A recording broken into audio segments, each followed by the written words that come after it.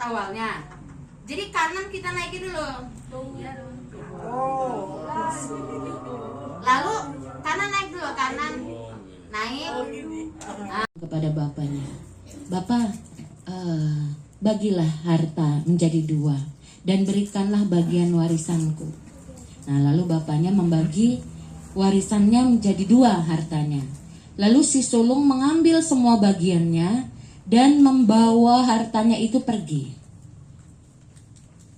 Dia pergi ke kota lain, lalu menghambur-hamburkan hartanya. Menghambur-hamburkan hartanya. Dan kemudian hartanya habis. Lalu masuk ke perikop ini. Menyadari keadaan, setelah hartanya habis, dia hidup terlunta-lunta. Gak ada lagi yang bantu, teman yang waktu itu kumpul pada saat hartanya banyak, ketika hartanya habis, hilang entah kemana. Orang-orang yang tadinya selalu ada di sekeliling dia, orang-orang yang disangka teman, begitu hartanya gak ada, mereka juga gak ada. Nah, di tengah, dia makan pun sulit, untuk makan pun sulit, dulu mencari kerja juga sulit, mendapat bayaran tidak seberapa, dia anak orang kaya, biasa hidup enak, biasa apa-apa ada, lalu kemudian harus, sampai di sini diceritakan dia harus ikut makan dari makanan yang disajikan untuk babi. Jadi dia ikut makan di situ. Lalu masuk ke perikop ini, ia menyadari keadaannya katanya. Betapa banyaknya orang upahan Bapakku yang berlimpah-limpah makanannya. Tetapi aku di sini malah kelaparan. Aku akan bangkit dan pergi kepada Bapakku dan berkata kepadanya, Bapa, aku telah berdosa terhadap sorga dan terhadap Bapa. Aku tidak layak lagi disebutkan anak Bapa. Jadikanlah aku sebagai salah seorang upahan Bapa. Maka bangkitlah ia dan pergi kepada bapaknya. Ketika ia masih jauh, bapaknya udah lihat. Nah, itu anakku. Dan reaksi bapaknya itu bukan cuma menunggu anaknya datang. Dia lari menghampiri anaknya, lalu merangkul, memeluk dan merangkul dia, membawanya kembali ke rumah, memakaikan jubahnya yang terbaik, dan meminta orang-orang yang bekerja pada dia untuk menyiapkan pesta yang meriah. Sebenarnya perikop ini masih ada sambungannya lagi. Saya itu selalu penasaran dan selalu mendorong tokoh-tokoh agama lain untuk bisa menjelaskan secara rasional, secara oke lah untuk anak muda, khususnya Gen Z sekarang, tentang agama, agar agama itu betul-betul dipilih oleh orang, tidak hanya sekedar sekarang cari Gen Z ke gereja, cari Gen Z ke masjid itu agak susah. Karena mereka sudah hidupnya sekuler sebenarnya. Cuman tetap beragama ya karena memang kayak itu habitnya aja. Nah, makanya saya selalu mendorong semua tokoh agama untuk bagaimana menjelaskan agama dengan bahasa yang lunak dan pendekatan yang rasional untuk sampai kepada mereka. Nah, diantaranya itu ya soal kekatolikan, soal kasih, dan diantaranya temanya adalah kenapa kalau di Katolik itu yang dipersatukan Tuhan tidak boleh diceraikan oleh manusia selainnya. Kalau kondisinya memang harus cerai gimana, kata saya kan. Dan Romo harus bisa menjelaskan ini. Kalau enggak Romo, maksimal ditinggal, minimal tidak dihayati. Cuman habis di gereja doang, keluar gereja nggak ada lagi kekatolikan. Kemudian akhirnya saya mendapatkan penjelasannya justru bukan dari seorang Romo, tapi dari seorang kawan Katolik yang stand up comedian. Sependek yang saya ingat. Siapa? Sependek yang saya ingat, saya dapatnya itu kalau nggak dari Onat, itu dari seorang stand up comedian, saya lupa. Yang perempuan kayaknya. Iya, yang perempuan. Iya, perempuan. Yang biasa yang dulu jualan hijab, tiba-tiba jadi lupa namanya. Betul. Yang dulu jualan tiba-tiba jadi hijab. lupa. Makanya. Ntar kita ingat namanya. Oke. Nah, dia katakan begini, kenapa tidak ada perceraian dalam kekatolikan secara mendasar? Karena inti dari kekatolikan itu adalah pemaafan. Dan yang pertama dan utama berhak mendapatkan pemaafan itu adalah orang yang kita cintai dan orang yang mencintai kita. Betapapun kemudian akhirnya berubah jadi kebencian karena ada masalah dan lain sebagainya. Jadi tidak ada celah bagi perceraian karena utamanya adalah tentang pemaafan. Bahkan kalau kita baca beberapa fenomenolog agama itu mencirikan Islam sebagai agama hukum bersama Yahudi dan Kristen, entah itu Katolik maupun Protestan, itu sebagai agama kasih kan. Ya, betul. Betul. Kalau Islam itu cenderungnya disebutnya sebagai agama hukum. Iya. Iya. Kalau Katolik dan Kristen itu biasanya agama kasih. Makanya itu sebagai semacam ujian bagi orang-orang Katolik. Lo bisa nggak mengasihi orang yang dulu lo cintai, orang yang dulu mencintai lo? Bisa nggak lo memaafkan semua kesalahannya? Bisa nggak lo terus konsisten dalam jalan pemaafan itu? Walaupun pada akhirnya berbeda ya setiap agama ya. Kalau di Islam perceraian itu diperbolehkan dengan alasan-alasan yang dibenarkan. Tapi akhirnya saya bisa paham kenapa di Katolik itu nggak boleh bercerai. Sangat mengenal dunia Katolik juga ternyata Habib Jafar. Tapi boleh aku nyepil nama yang tadi? Priska baru saja. Oh iya, Priska. Hai Priska.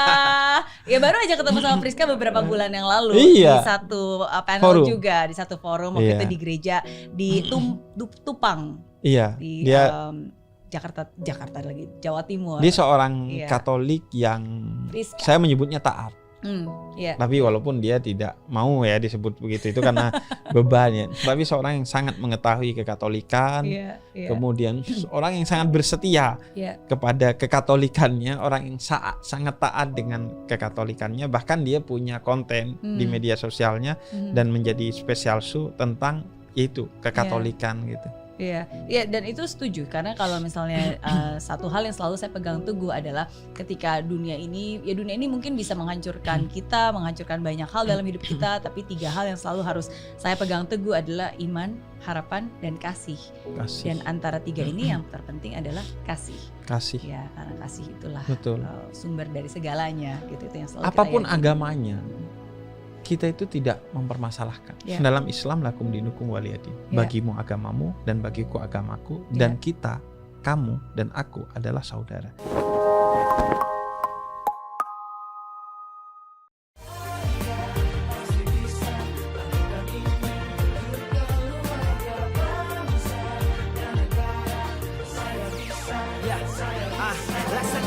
Tanpa hujan, hidup tanpa tujuan, kering dan mati tanpa hijaunya tumbuhan.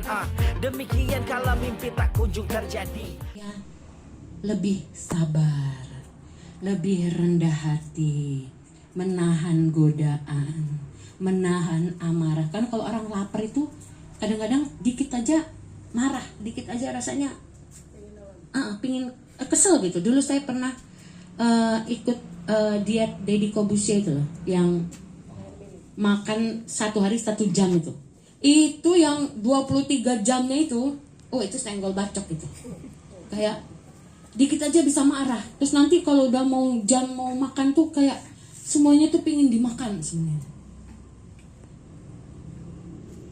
Lapar mengajarmu rendah hati, selalu sabar. Itu rekan-rekan kita. Kalau dalam puasa di dalam Katolik, kenapa kita tidak nggak usah makan dong, sama lah.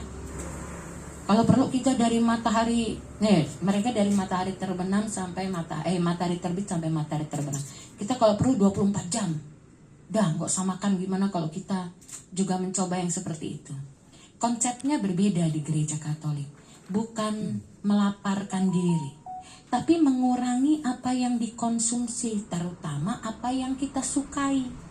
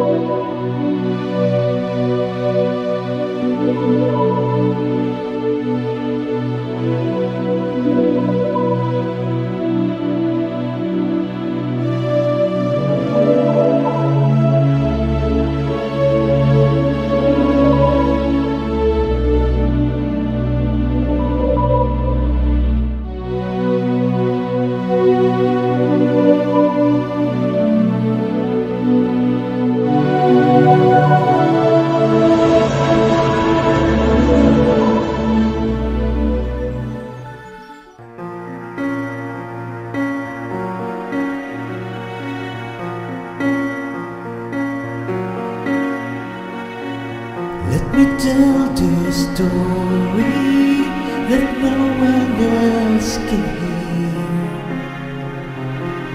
How can someone's laughter bring me close to tears? And you'll never know, 'cause you're never there. After what we've seen, can we close our eyes again?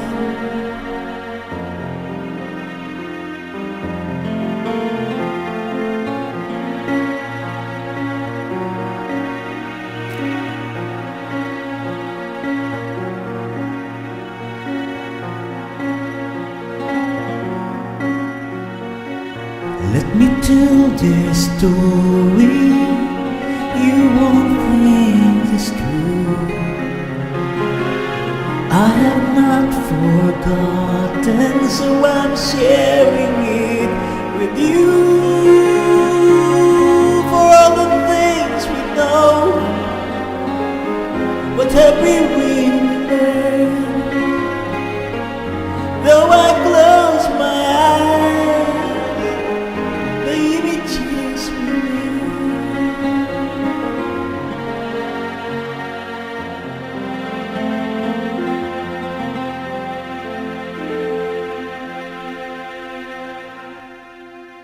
And their story